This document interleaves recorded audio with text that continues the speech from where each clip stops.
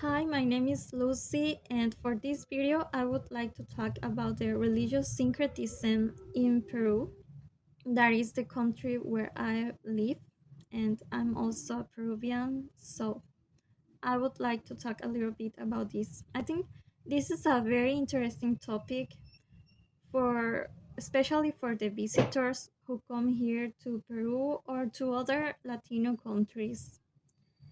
If you come here to these countries, you could find a lot of syncretism, like visually in the cathedrals, in the churches.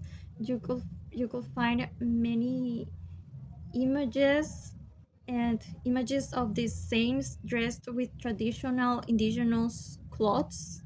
You could find like carvings or paintings that include religious indigenous symbols or goddess, like for example the sun or the moon or llamas or the Andes that were considered gods in the past, like for the indigenous communities.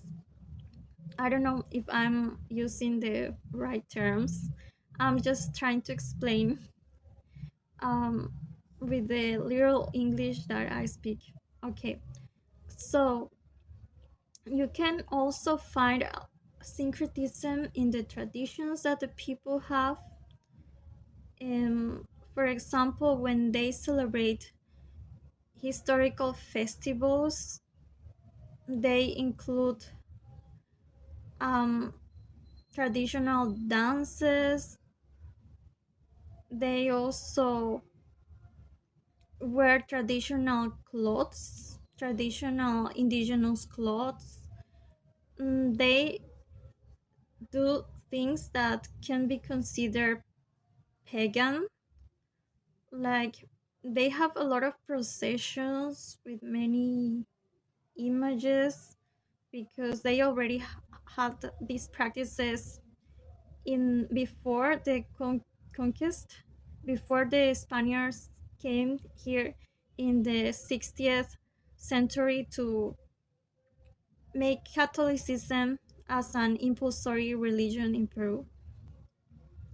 Yeah, and they do things like they have a Catholic procession, and then they start dancing with this saint. And there are many things that seem crazy or weird even for locals here. Well, for locals like me, um, and other locals, because I well, it's maybe because we are not very connected with the traditions or with the history. um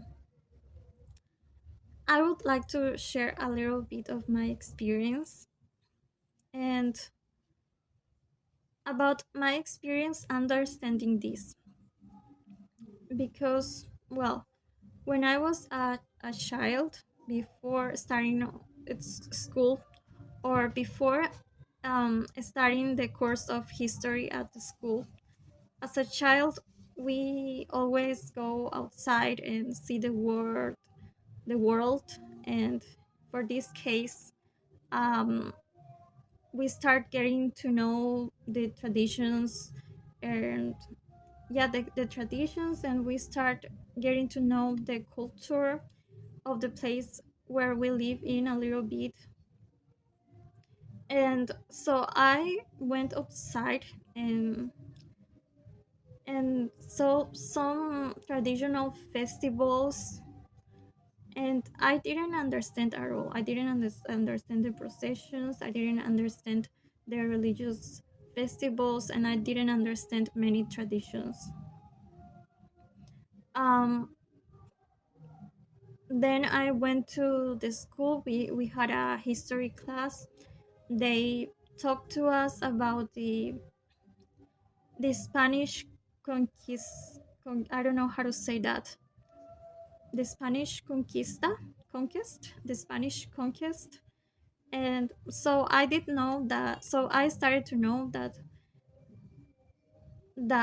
there was Inca realm, an Inca realm before, and that they have other gods and other traditions. And yeah, I started to know the history of my country before the Spanish came here to Peru and changed too many things. But I still didn't understand these things like the religious mixture, or the religious, yeah, the religious coexistence among the native indigenous beliefs and the traditional Catholic beliefs. I still didn't understand that until like high school, secondary school, where they made us read a book that is called Comentarios Reales del Inca Garcilaso de la Vega. In English, I think it's Royal Commentaries of the Inca Garcilaso and Peruvian History and Peruvian Colonial History, something like that. Well, I started reading this book. He, the author of this book, that is named Inca Garcilaso, he was a mestizo. Mestizo means that um, his parents were from different countries. His his father, he was an Spanish conquistador, and his mother was a Peruvian princess. So was, well, I don't know if it's called Peruvian princess. It was like a Peruvian princess. She was a noble descendant of the Incas.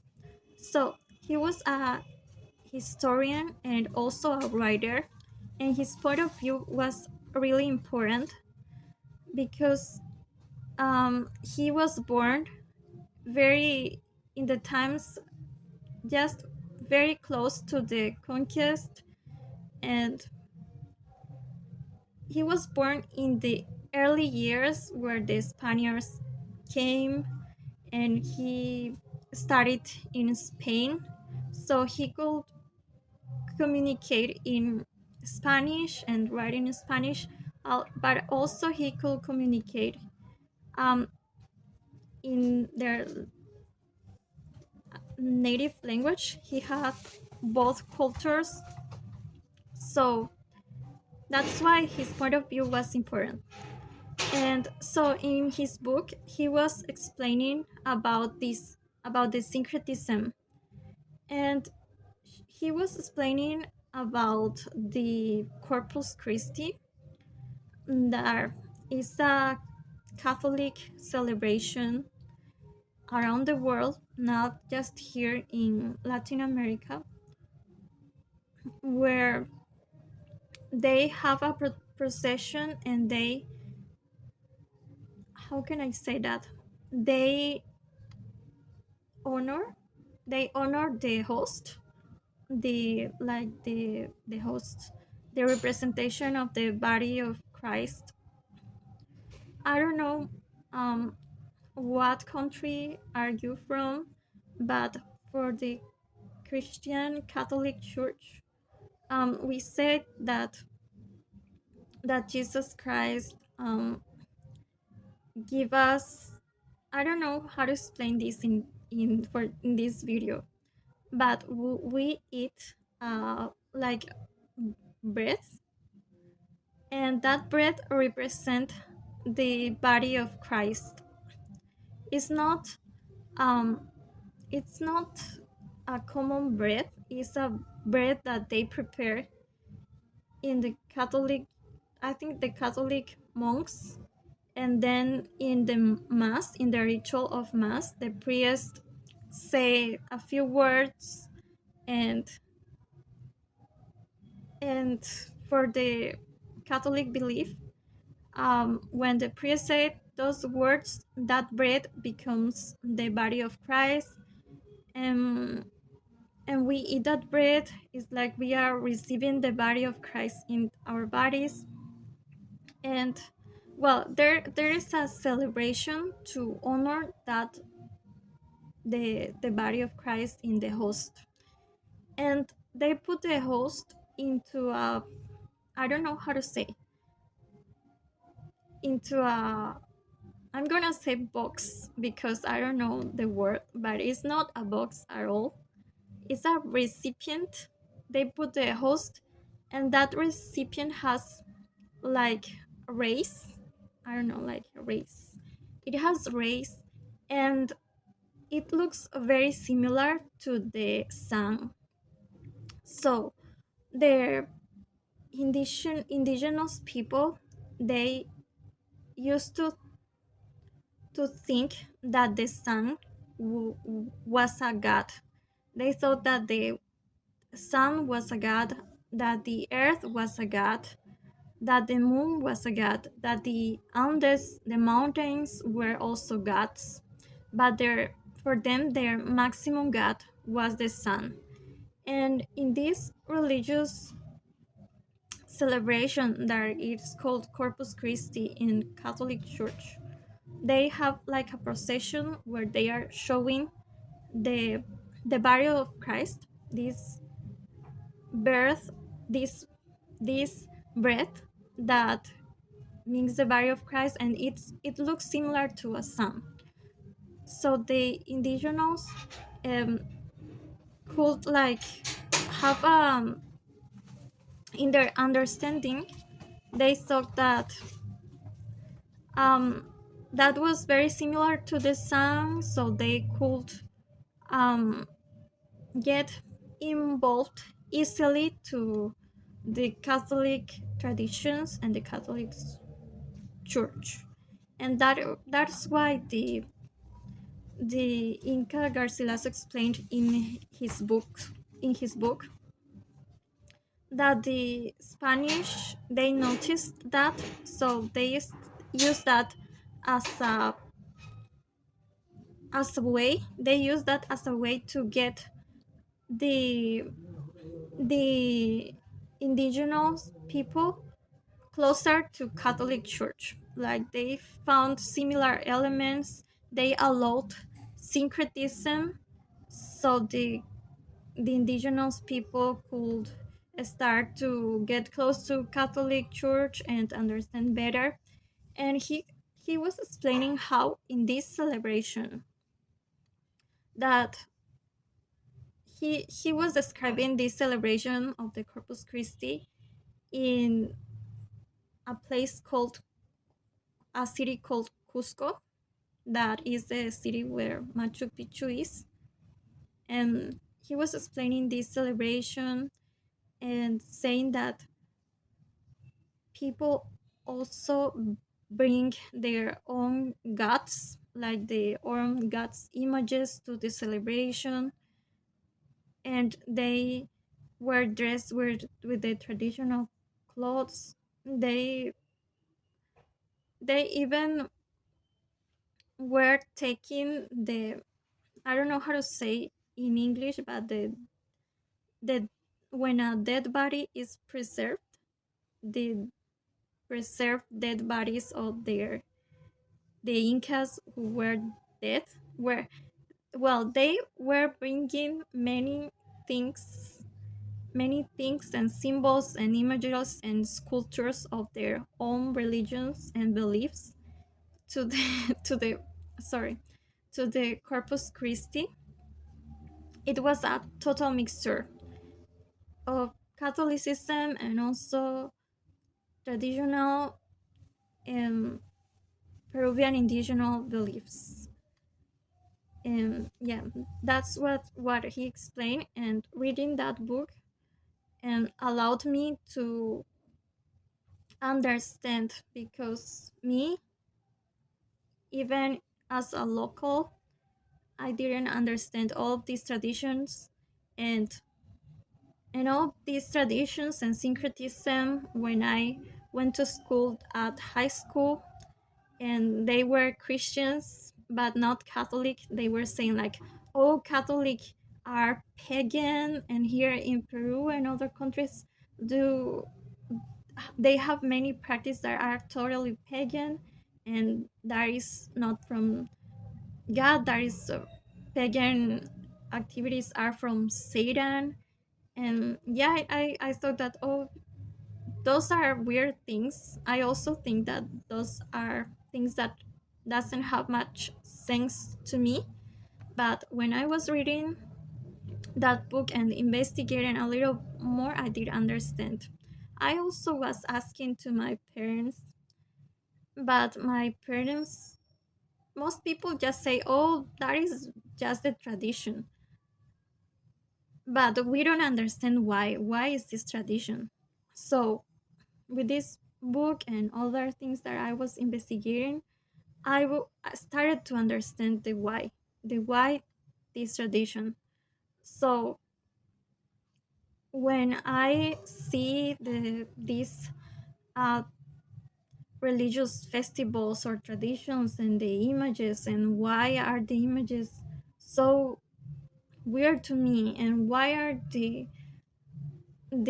cathedrals full of sculptures and full of colors, and where is there too much?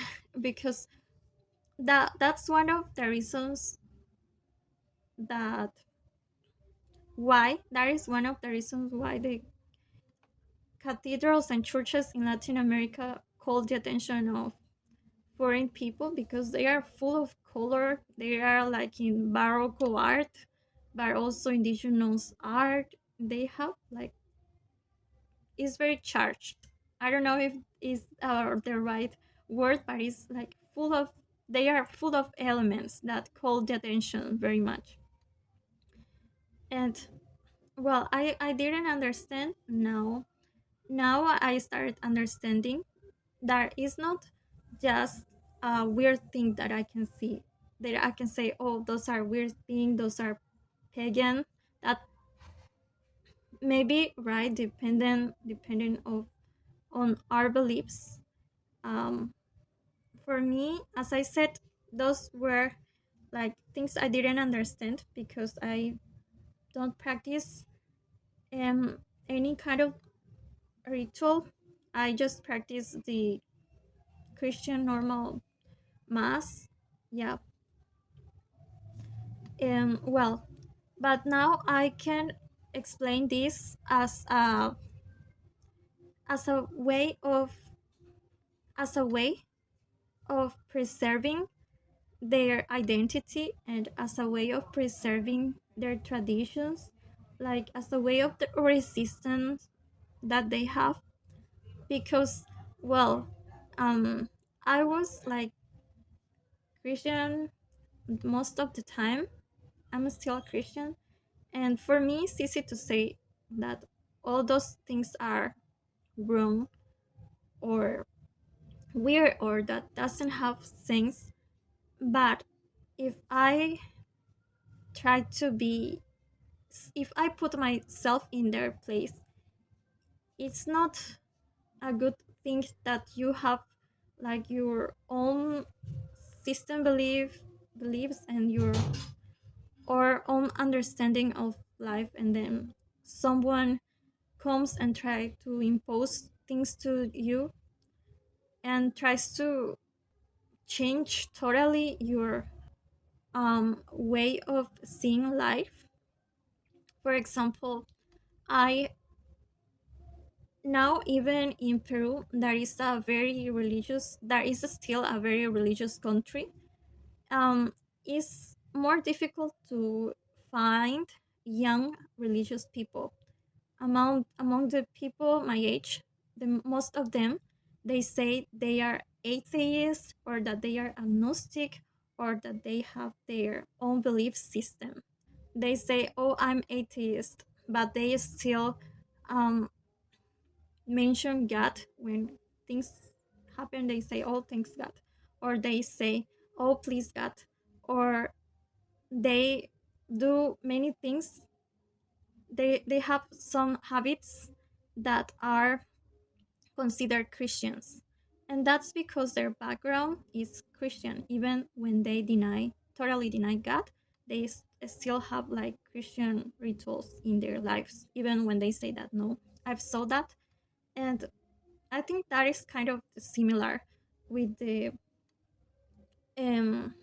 this syncretism that not just locals but also foreign visitors see here in Latin America. Still the syncretism, because the native um, indigenous people, they wanted to preserve their culture.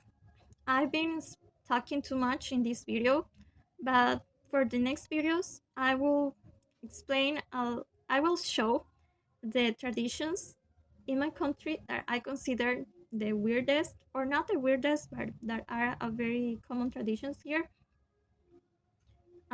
Yeah, I think it will be interesting. I just will show them, just for people to know, as people come here and see those traditions, and they think, oh, they are interesting because it's their culture. And yeah, but I will talk about a few of them. For example, here we have I think we have like a different Jesus, or a different Virgin Mary. That is a pat. That is the, I don't know how to say patron. That is representing each community. I don't know if you have heard about the Virgen de Guadalupe in Mexico, but here we have many local virgins and Jesus Christ, like for either each region, or almost for each city. Maybe for each region, we have so many, and they are represented in the different ways with different costumes, and they have like their celebration day. They do festivals when it's the anniversary um of that. It's not a saint, of that representation of the Virgin Mary of Jesus Christ. um they do like parties and festivals. And I know that in Europe, they also, in the Catholics, they also have their local representations of the Virgin Mary, like the Virgin of Lourdes and things like that. And they also have like celebrations for them. But what is different here in Latin America, or in Peru, because I have not traveled to other countries in Latin America, but I can talk about my country because it's the only country I know for the moment. Well, here there are people who, I don't know if this still happens, but it's very recent, that they see the images as if they were living creatures. They say like, oh, that this, like this sculpture of the Virgin Mary or of the Jesus Christ, it was um created by angels, or it just appeared. It just appeared. Or they say things that, oh, the this sculpture of the Virgin was crying, and it was crying blood. And they said that, oh, it moved, and oh, it has a little hair that grows, or it has a little beard that grows.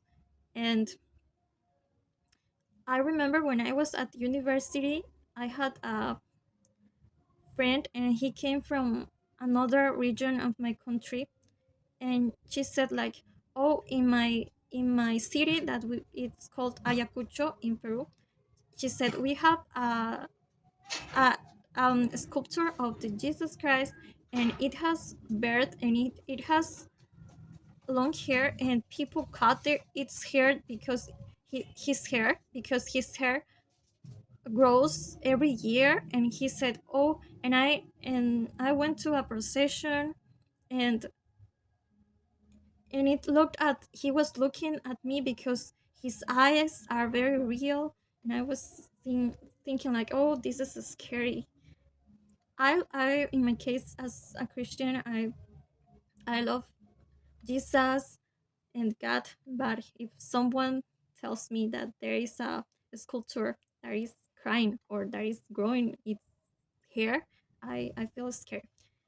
And yeah, but that is also maybe because of their traditions, because they have had a lot of images in the past, and they adored the images as if they were living gods. Maybe, well, I think that's the reason. They are like what they did with their ancient sculptures and ancient representations of God. They are doing the same with the Christian Catholic images. It's because of their understanding. Their, I think maybe even in the present, people is still people here in Latin America and Peru. They are still trying to understand Christianity and trying to understand Catholicism, because they still preserve their own roots. Um, in my opinion, there are things that are good about preserving their roots. For example, the art. I wouldn't like that we lose our traditional art and our traditional clothes, because those things are beautiful and those things are art. But yeah, I can say that there are things that, even when I understand that yeah, it's a way of preserving their culture, and I still think those things have no sense. Yeah, but it is interesting. And also we have another celebration here in Latin America and in my country, Peru, that is called Dia de Muertos, the Day of the Dead. Maybe if you travel here, or maybe because of the movies and you saw in the internet about that celebration. There is a lot of syncretism in that celebration also. Um, I've, I saw that in the Dia de Muertos, in the Day of the Dead, they go to the cathedrals or churches and they celebrate the mass. They celebrate a mass, so they pray for the soul of their loved ones who passed away. And yeah, that is in in this case there is a um, common Catholic practice like the mass for the dead. But then the families reunite in the cemeteries, and they have like a picnic, and they bring food and they put music and have dances. They dance, they start talking, they put a lot of candles and flowers, and there is a lot of food, as I said. um to me, it's beautiful because um yeah, because I can go to the cemetery that day. um I even if I even if it's in another city where I know anyone, I go there in the Day of the Dead to the cemetery, and I can stay in the night, and I like looking at the people and looking at the candles and the flowers and the music. And they also have like fireworks, and well, I think I go there and it's like a party, and I can buy traditional food, and I think, oh, this is beautiful. And yeah, it's beautiful, and it also shows the way that people used to experience and interpret death in these lands.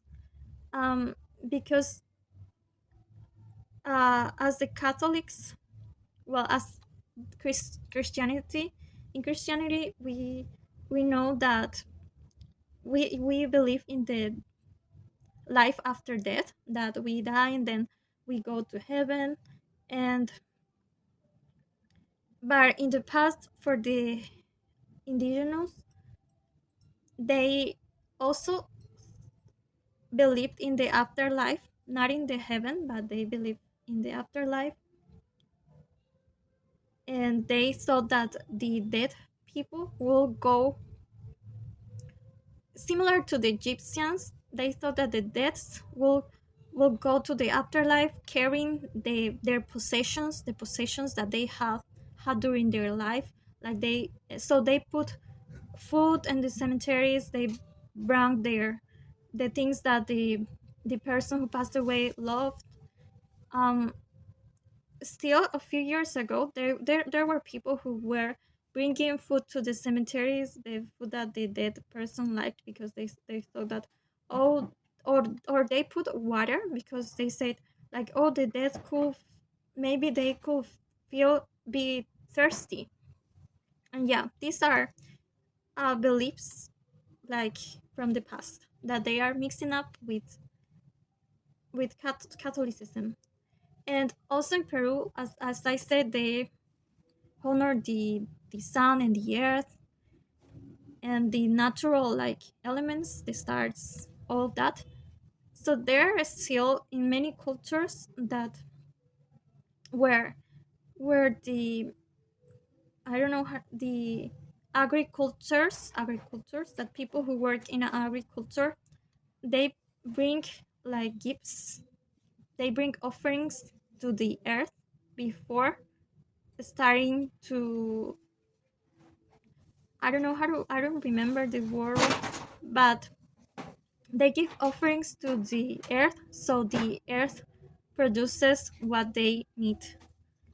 And there are also miners who bring offerings to the earth when they go to the mines. Um, well, there is a mixture because it's a mixture of the native beliefs with the Catholic beliefs. These people do that, and they also go to the mass. But there are also some pagan beliefs there. There are many stories, many histories. I don't know how, many stories, and also legends and myths. Yeah, here I could tell some of the myths. I don't know if I'm pronouncing well, about my country here in this channel. So, thank you so much for watching. Maybe you already know this.